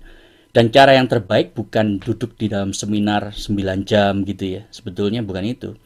Tetapi bagaimana mereka menerapkan, kemudian gagal, kemudian debriefing, mencoba lagi, gagal lagi, kemudian sama seperti Petrus lah. Selama 3,5 tahun jatuh bangun bersama Tuhannya. Dan itu yang akhirnya menolong dia. Waktu kita membaca 1 Petrus 5 itu kita menemukan Petrus yang sangat berbeda dengan Petrus yang ada di kitab-kitab Injil dan ada di Galatia 2 misalnya. I think itu yang kita perlu pikirkan dengan baik sih, beberapa desain awal itu. Thank you, Profesor Sen, sekali lagi. Ini helpful banget buat pekerjaan saya pribadi, karena memang pekerjaan saya itu di sisi untuk mikirin itu, leadership development bagi pelayan-pelayan kami, dan juga helpful banget buat ministry CCC sendiri yang sekarang berusaha untuk merintis gereja baru yang dimana leader-leadernya akan pasti perlu ditekan. Oke. Thank you teman-teman yang udah masukin pertanyaan. Ini kita akan jawab beberapa pertanyaannya. Saya mulai dari pertanyaan dari Bapak Henry Theos. Ya. Bagaimanakah atau apakah gospel-centered leader dengan servant leadership? Atau sama? Tapi gospel-centered itu istilah gereja, tapi servant leadership itu istilah dunia. Contoh-contoh pemimpin dunia atau perusahaan terkemuka yang terbukti berhasil, kelihatan hasilnya dengan melakukan gospel-centered leadership atau servant leadership, tanda tanya. Jadi, apakah ada bedanya gospel-centered leadership dan servant leadership, dan adakah pemimpin dunia gitu yang pernah sukses dengan gospel-centered leadership sebenarnya? Ya, saya pikir istilah secara academic research gitu ya tentunya beda, karena servant leadership itu sekarang menjadi sebuah konstruk yang bisa diukur, bisa direplikasi di dalam studi gitu ya. Kalau gospel-centered leadership ini kan sebuah worldview, sebuah konsep yang biblical, di mana seorang itu melakukan kepemimpinannya karena Injil, oleh Injil, dan untuk Injil gitu ya. Jadi servant leadership itu, kalau apa yang saya coba lakukan, ini by the way dari Henry. Hello Hen, it's good that you join us tonight. Jadi yang pertama itu saya kira gospel-centered leadership itu menjadi basicnya dulu, ya building blocks-nya dulu. Kita paham semua dasarnya dengan baik. Nah, servant leadership itu adalah bangunan di atasnya, ya, karena itu bicara mengenai skill. Jadi kalau dalam gospel-centered itu saya memahaminya sebagai ada 5 dimensi penting, dan itu bicara soal leading self. Ya, jadi leading self, kemudian servant leadership itu masalah skill sebetulnya. Jadi bagaimana leading others as a servant. Jadi urutan leadership development ini nyambung dengan pertanyaan Pak Samuel, itu mestinya leading self, leading others, leading organizations, baru leading society. Nah, yang seringkali menjadi masalah adalah banyak pemimpin itu yang lompat gitu. Dia tidak pernah diperlengkapi untuk bisa memimpin diri sendiri. Dia langsung lompat memimpin organisasi. Nah, mungkin karena dia itu type A personality, extrovert, charismatic, dan seterusnya, dia bisa berhasil. Tapi seringkali pada waktu semakin dia tinggi, berhasil, maka pada waktu ada berbagai macam pressure dan challenges gitu ya, maka jatuhnya semakin fantastis gitu. Dan seringkali apa yang kita lihat dalam studi destructive leadership itu karena mereka tidak dipersiapkan dengan leading self yang baik.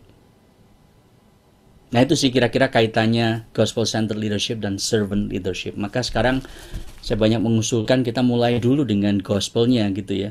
Leadership penting, tapi gospel lebih penting gitu. Karena kalau enggak kita membangun di atas pasir gitu, percuma. You are effective as servant leaders karena toh nantinya either dia akan gagal prematur gitu ya, atau hasilnya itu akan membuat orang semakin hidup dalam budaya ketakutan, rasa saling curiga gitu ya.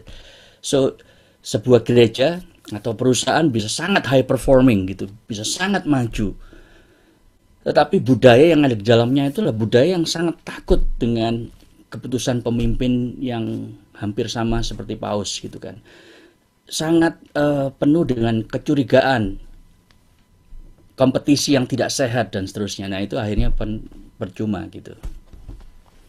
Kira-kira begitu Pak Samuel.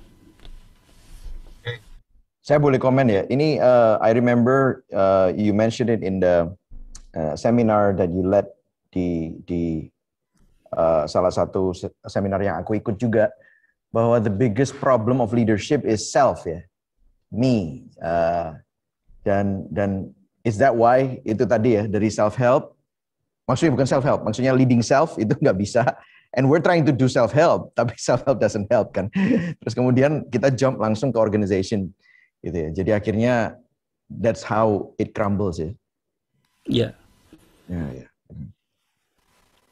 Thank you, Professor Sen. That's very helpful.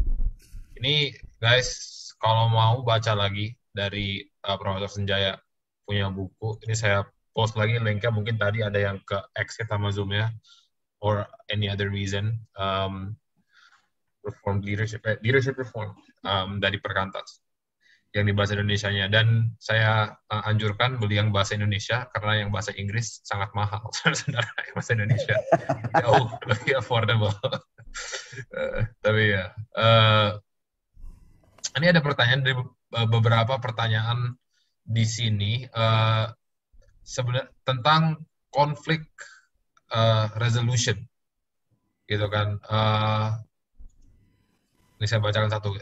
Thank you, Professor Sun, for this wonderful presentation. Bagaimana gospel-centered leader deals with conflict, khususnya ketika kita merefleksikan apa yang diceritakan dalam Alkitab tentang konflik antara Paulus dan Barnabas.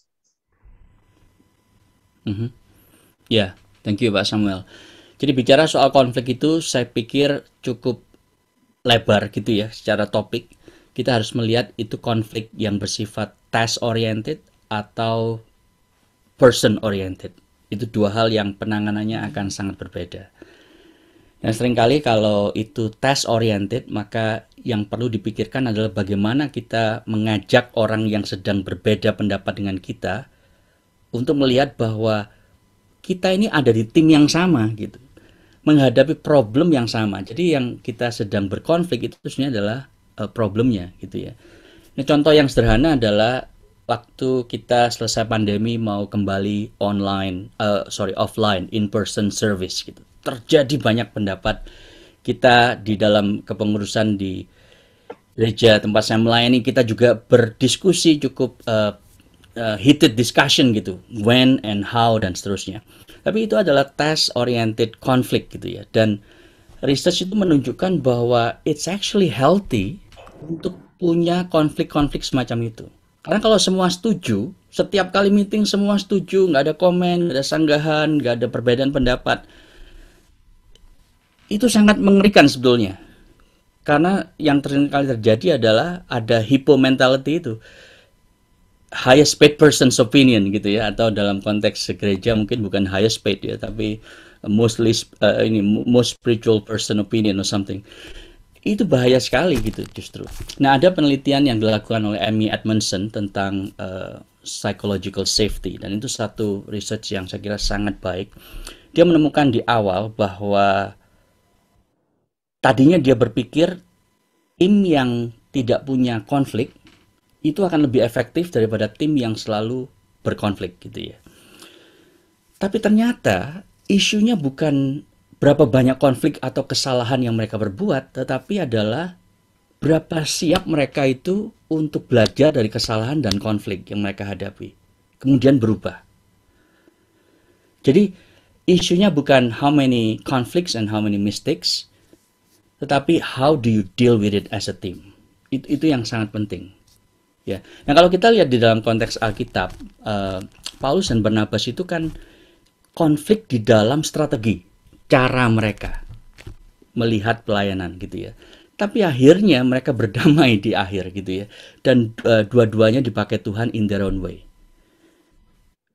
Kita sekarang sedang go through seri khotbah dari Nehemia, dan menarik sekali Tuhan itu memberikan Artasasta ya, cara mengizinkan Artasasta untuk memberikan kepada Esra dan Nehemia itu dua cara yang berbeda. Yang satu menolak untuk diberikan pengawalan gitu ya, escort, military escort untuk pergi ke Yerusalem. Yang satu dikasih dan mau gitu ya, Nehemia mau, Esra nggak mau gitu. Jadi dua-duanya punya strategi yang berbeda dan dua-duanya Tuhan pakai dengan cara mereka gitu. So we have to be flexible di dalam hal ini, dan tidak semua hal itu layak untuk kita jadikan materi konflik gitu.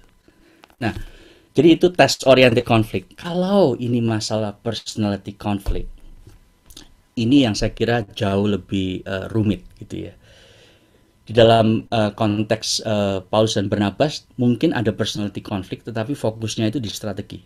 Tapi kalau ini sudah ngomong personality benar-benar nggak bisa jalan bersamaan, it's okay to mention di dalam interaksi itu bahwa di awal ya mengatakan bahwa saya selalu berpikir dengan cara A, kamu berpikir dengan cara B. I think we're going to make a great team actually. Tapi itu dibicarakan dulu gitu. Jadi kita bukan hanya agree to disagree. Saya kira kalau cuma sampai di level itu sudah lumayan sih, tapi belum maksimal ya. Bukan hanya agree to disagree, tapi we have to agree why we disagree. Ya, jadi sehingga kita selalu menghargai pendapat yang berbeda. Kalau pemimpin itu selalu menemukan dirinya the smartest person in the room at all times, dia ada di ruangan yang salah gitu. Dia harus ada di ruangan di mana ada orang-orang yang memang berbeda pendapat dengan dia.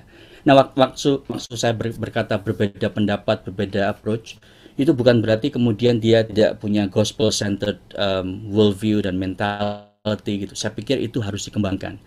Tapi meskipun dua orang yang gospel centered, belum tentu personality-nya sama. Satu introvert, satu extrovert, satu highly agreeable, satu not agreeable gitu ya. It's okay. Kita berada dalam satu tim yang sama. Ya, kira-kira begitu.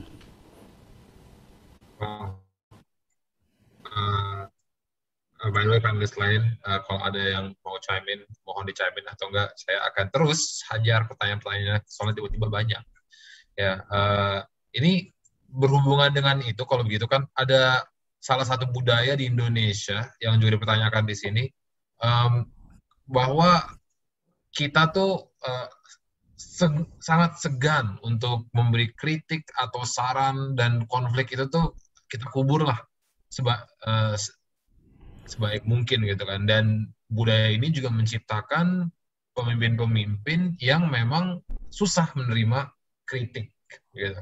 Jadi bagaimana kita cara yang gospel centered sebagai gospel centered follower untuk mengutarakan kritik-kritik seperti itu, dan bagaimana cara gospel centered leader bisa memproses dan menerima kritik seperti itu? Ya, oke, saya coba sepraktis mungkin ya. Yang pertama, jangan menjadi pemimpin yang doctrinal bully. Ya, doctrinal bully itu begini, karena kita mungkin lebih tahu banyak tentang Alkitab, tentang doktrin gitu ya. Kita mengatakan Alkitab, firman Tuhan berkata begini. Maka seringkali orang-orang yang melayani dengan kita, waduh, kalau sudah ngomong soal doktrin ini, ayat ini, udah deh, saya nggak mau ini deh, berargumentasi gitu. Dan bukan berarti salah ya mengajar seorang dengan kebenaran firman Tuhan, tetapi kalau seringkali postur kita itu adalah being in control of the situation ya, dan tidak pernah mengempower dan menginspire orang tersebut, maka mereka akan memilih untuk diam. Jadi yang pertama jangan jadi doctrinal bully. Yang kedua, saya kira kita harus memupuk budaya itu tadi, psychological safety, ya. Nah, psychological safety ini basically ini loh, orang tuh merasa bebas untuk speak up, untuk menyatakan apa aja yang ada dalam hatinya, tanpa takut merasa malu, tanpa takut dia itu diserang secara ini ya pribadinya. Jadi orang-orang yang bisa dengan leluasa mengatakan problem yang dihadapi oleh gereja ini kalau kita meneruskan strategi ini gitu. Nah, ini di dalam budaya yang sangat paternalistik seperti di Indonesia tidak akan muncul dengan sendirinya secara otomatis.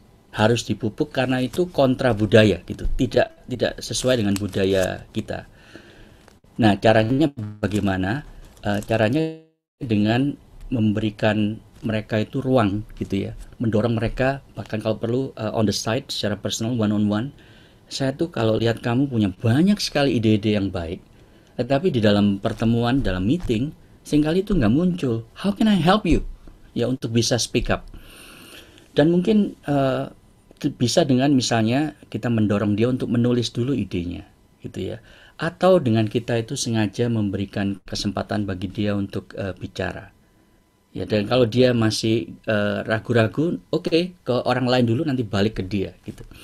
Nah, dengan demikian suara-suara yang penting itu kita tetap dengarkan dari orang yang paling introvert sekalipun. Dan jangan lupa ya, separuh orang di dunia ini introvert. Jadi kalau kita punya kemajelisan itu 20 orang, kira-kira 10 orang minimal itu adalah orang-orang introvert.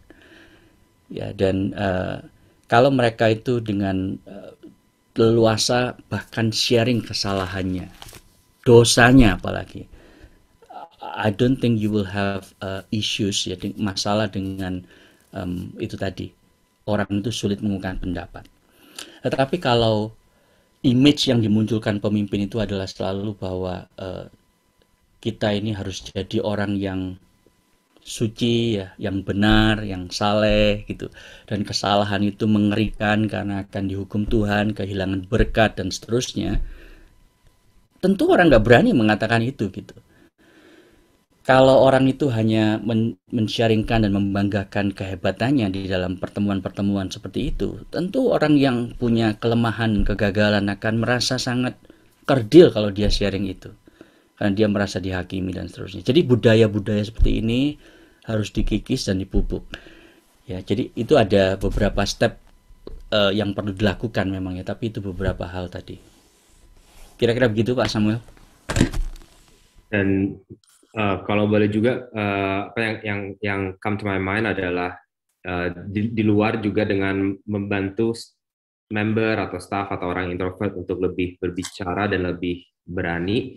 Mungkin ada top down juga lebih yang approach yang sebaiknya kita mengikuti apa yang Alkitab perintahkan dalam bagaimana cara gereja beroperasi, yaitu dengan plurality of elders. I think itu something yang sangat penting gitu kan. Setiap kali di buku Kisah Para Rasul, penatua nggak pernah singular ya, penatua it's always elders plural. Dan itu mungkin ada bagusnya juga, Tuhan sudah menerapkan cara pemimpin gereja seperti itu. Jadi dengan top down juga, naratif yang orang lihat kejadian itu not one person yang on top terus semua orang cuma ikutin, but it's a plurality. Dan juga jangan plurality on paper aja gitu kan, tapi sebenarnya ada satu orang yang emperornya terus yang lain cuma seperti advisor gitu kan. No, the votes count equally each one. Dan sebagai pemimpin, mungkin sebagai church planternya atau senior pastornya, kita ada tanggung jawab dengan Tuhan untuk menaati perintah dia itu, untuk membangun culture yang benar-benar plural eldersnya, not plural, you know. Dan itu sulit untuk memupuk culture seperti itu dari awal, seperti kata Profesor. Tapi kalau misalnya ini, kalau pertanyaannya kan tadi kan, bagaimana kalau kamu sudah ada di dalam sebuah culture, whatever it is, it could be good, it could be bad. Tapi kamu sebagai orang yang di middle management, atau mungkin salah satu leader, salah satu jemaat, ingin memberikan pendapat, memberikan itu gimana caranya? Maybe what this person is asking is leading up ya. Leading up mungkin ya Sam ya, mungkin. Maybe there's tips yang kita bisa kasih Ya. dari Prof?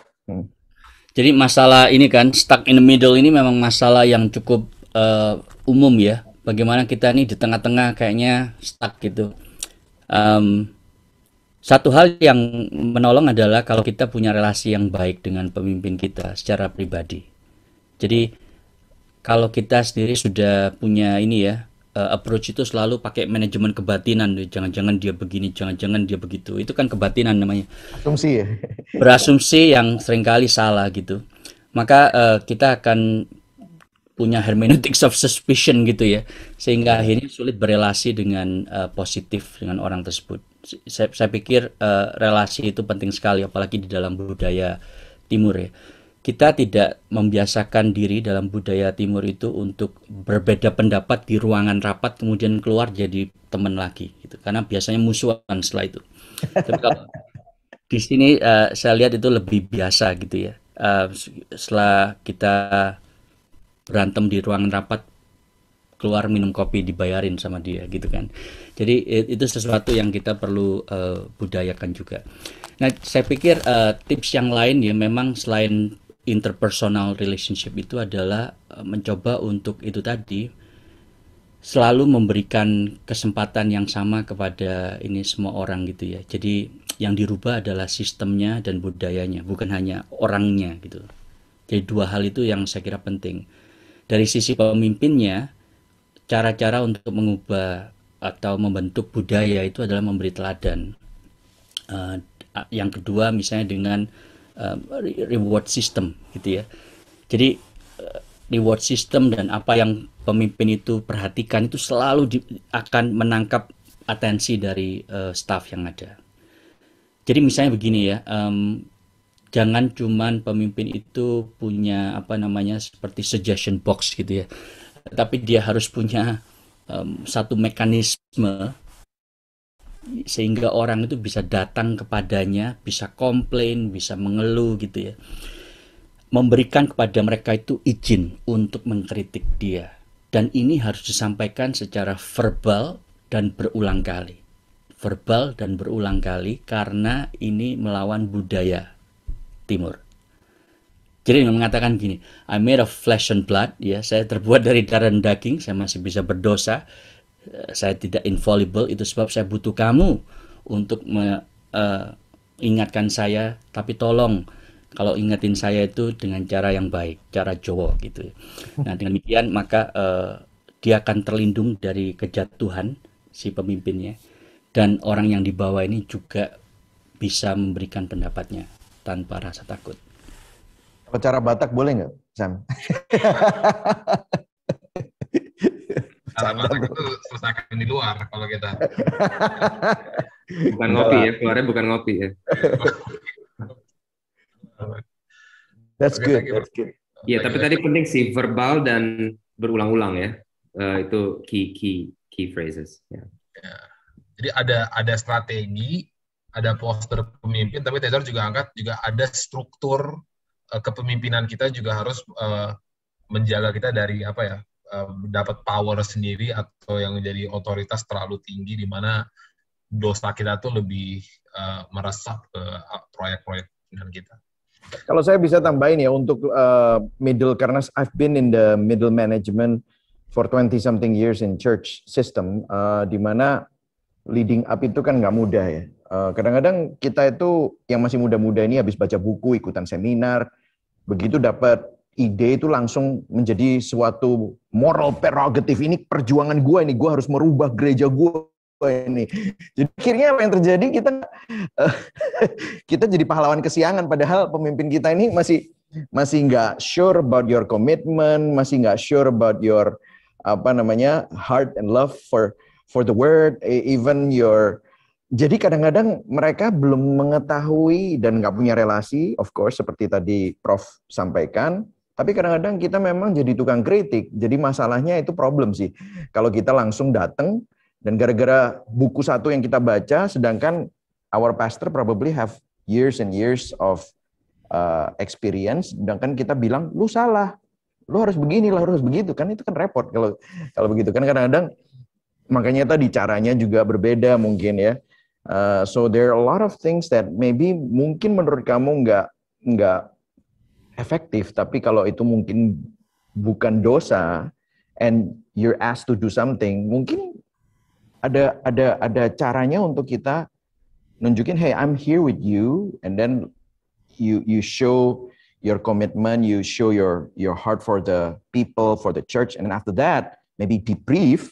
Kalau ditanya, kalau tadi ada masukan, then you can give input setelah kamu menunjukkan komitmen kita, love for the church, and your meekness, itu kan akhirnya akan lebih diterima. Kalau belum apa-apa udah kritik, itu aja udah langsung turn off your leader juga kan ya. So maybe that could be another view gitu.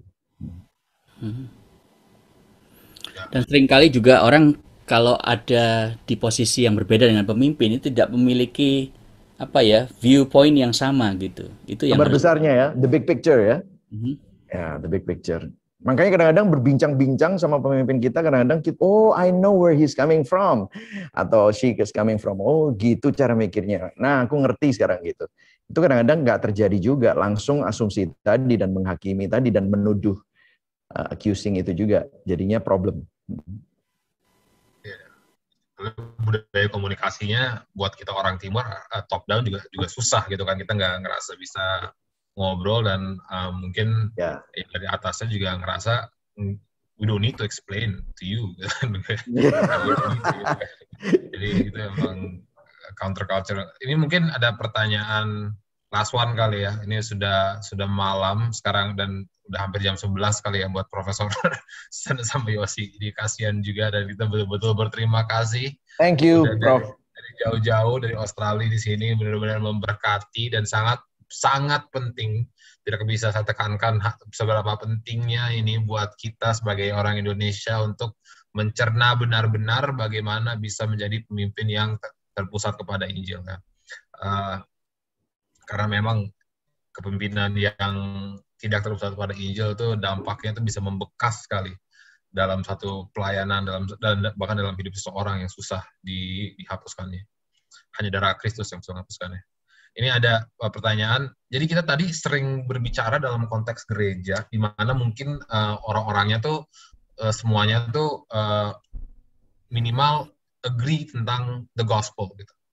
Nah, bagaimana kan Profesor Sen sendiri ngajar di universitas yang sekuler? Ini ada pertanyaan dari Joshua Fernando. Gitu. Bagaimana cara kita menjadi gospel-centered leader di konteks di mana rekan-rekan kita mungkin tidak mempunyai worldview yang sama, perspektif yang sama? Ya, thank you. Ini pertanyaan yang baik dan sulit. Tentunya bukan dengan mengkhotbahkan Injil directly gitu ya, secara frontal dan tidak bijaksana kepada mereka. Tetapi kita harus mencoba untuk pertama menunjukkan kesaksian yang baik, as a lot of people know gitu ya. Jadi memberikan teladan, dan pada waktu orang melihat ada sesuatu yang berbeda yang membuat dia itu berani melakukan above and beyond gitu ya orang lain. Jadi misalnya begini, pada waktu ada kesalahan terjadi gitu ya, sebuah blunder yang dilakukan oleh kolega kita. Nah, kalau kita masih punya social resources, punya capacity untuk menanggung kesalahan dia karena kita somehow itu terlibat entah sebagai koleganya dalam tim yang sama atau kita adalah supervisornya gitu ya. Mungkin kita harus berani yang menanggung risiko, mengatakan oke, let me deal with the boss's boss gitu ya. Biarin saya yang nanggung aja gitu. Saya nggak tahu apakah tadi yang nanya adalah Joshua ya, pernah melakukan itu Pak Joshua. Jadi kalau memang itu satu gerakan dari Tuhan, maybe try it gitu. Dan itu tentunya akan membuat orang itu bertanya-tanya gitu. How come you do it for me gitu kan? You don't have to do it for me. Kamu tidak harus melakukannya bagi saya. Nah, pada waktu dia melihat ada sesuatu yang berbeda, satu kualitas yang tidak dia lihat pada kolega lain atau supervisor lain gitu, pasti itu akan menimbulkan keingintahuan yang membuat dia bertanya, why do you do that? Dan di sana adalah kesempatan emas untuk kita berkata bahwa karena saya melayani Tuhan yang pernah menanggung kesalahan saya, sampai mati di atas kayu salib. So I'm only doing what he's done to me.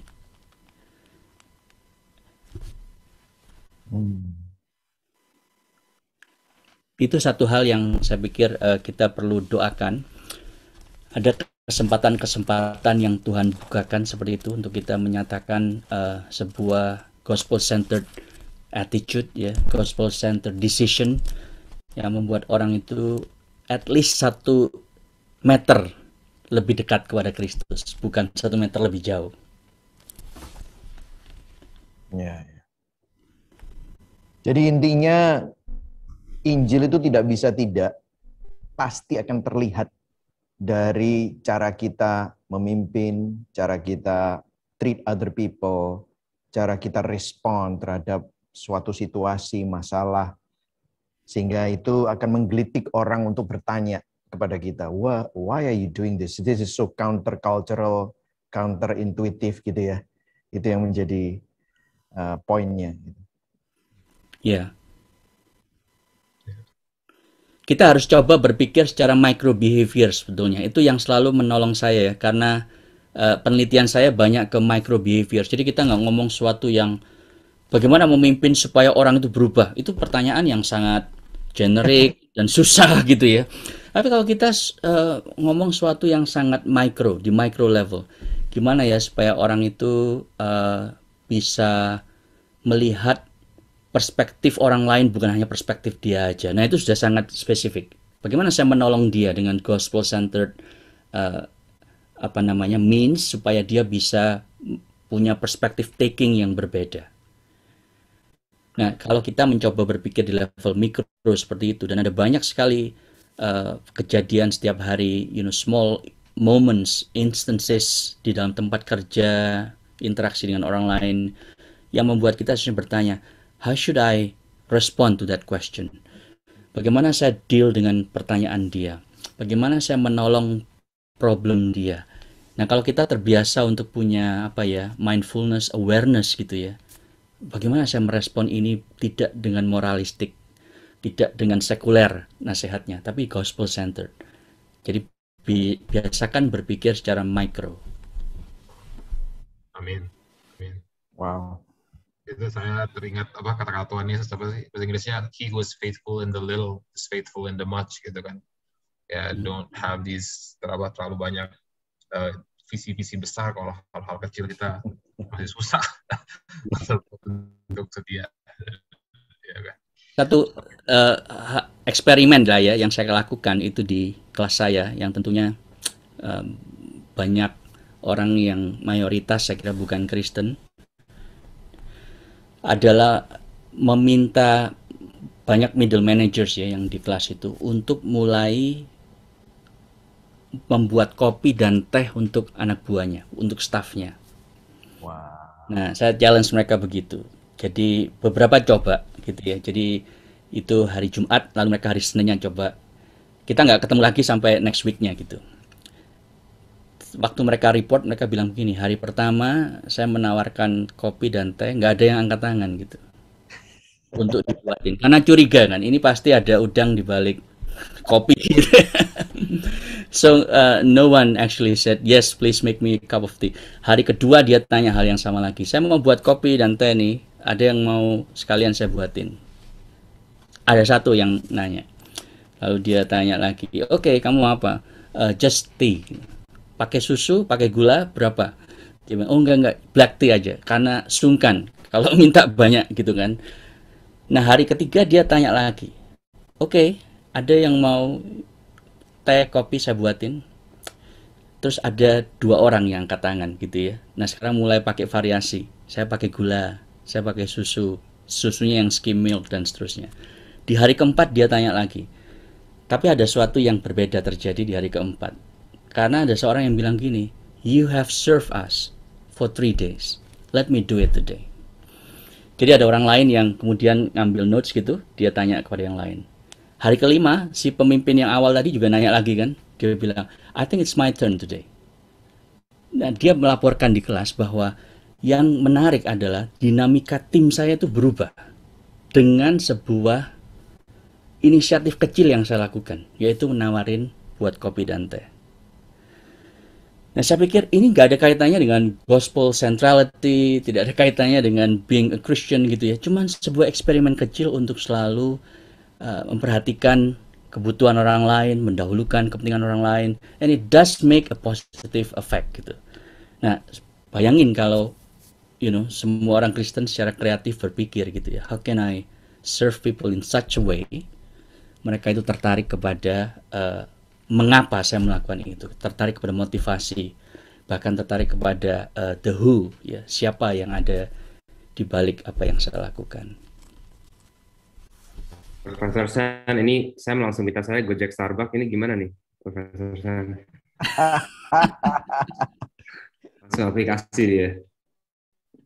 Nah kita ya buat KFC-nya besok. Oke. Guys, ini udah fun banget dan ini udah malam banget buat Profesor Sen dan Yosi juga, dan besok sama-sama mereka masih kerja, saudara. Jadi nggak enak kalau lama-lama. Mungkin kalau teman-teman mau baca Profesor Sanjaya punya buku, saya udah taruh linknya di chat, dan kalau mau tahu lebih banyak tentang kami dan proyek kami di citytoCityIndonesia.com, bisa langsung cek di sana. Dan kalau mau tahu update tentang program-program masa depan kami, bisa follow kami di Instagram @citytoCityIndonesia. Oke, thank you guys for coming. Yosi, giliran Yosi kali ini untuk berdoa. Berdoa ya. Bapak, kami berterima kasih buat kesempatan malam hari ini, kalau kami boleh belajar bersama-sama tentang kepemimpinan yang berpusatkan kepada Injil. Thank you for Profesor Sanjaya yang sudah memberikan waktunya, Tuhan, dan juga membagikan semua hasil penelitiannya dan buku yang dia tulis kepada kami. Kami percaya, Tuhan, kami diberkati. And we know, Lord, right now, kalau kami mendengar ini semua, mungkin kami menyadari bahwa kami sangat jauh, Tuhan, dari what you expect from us to be a leader. Seringkali, Tuhan, hati kami sangat mudah terkait oleh apa yang dunia tawarkan kepada kami, Tuhan. Seringkali kami begitu mudah, Tuhan, untuk menjadikan identitas kami bernilaikan dengan performance kami, Tuhan. And for that, forgive us, Lord. And for the time that also, Lord, we think lowly of ourselves. Kami mengira bahwa kami rendah, Tuhan, dan kami nggak bisa. Dan kami lupa siapa kami dalam Engkau. Ampuni kami, Tuhan. Pada hari ini kau ingatkan that by the gospel, karena Injilmu, bahwa kami sudah diterima sepenuhnya. Kami dikasihi sepenuhnya. Dan bukan hanya itu, tapi kami dimampukan oleh kuasa Roh Kudus-Mu untuk menjadi pemimpin yang berpusat kepada Injil. And I pray, Lord, as we take the next step, wherever it is, that you be with us, Lord. Kau sendiri yang akan bantu kami untuk terus, Tuhan, semakin hari semakin menjadi seperti Engkau Kristus, yang memimpin murid-murid-Mu dan semua gereja-Mu, Tuhan, berdasarkan dengan kebenaran bahwa Engkau sudah menyelesaikan semua di kayu salib. So help us to grow in that. Help us to delight in that, and help us to be a gospel-centered leaders, Lord. Terima kasih. Nanti lagi kami akan beristirahat, berkati istirahat kami. Dan kalau kesana lagi kami akan mungkin ada yang beraktivitas, juga berarti aktivitas kami, Tuhan. Thank you. We surrender everything to your mighty hand. In mighty Christ we pray. Amen. Amen. Amen. Thank you, Prof. Professor. Thank you. It's been an honor. Really appreciate your time. Recording stopped. Yeah. What an important topic for the church, and thank you so much for your ministry. Yes, it's really good. Thank you. Yes.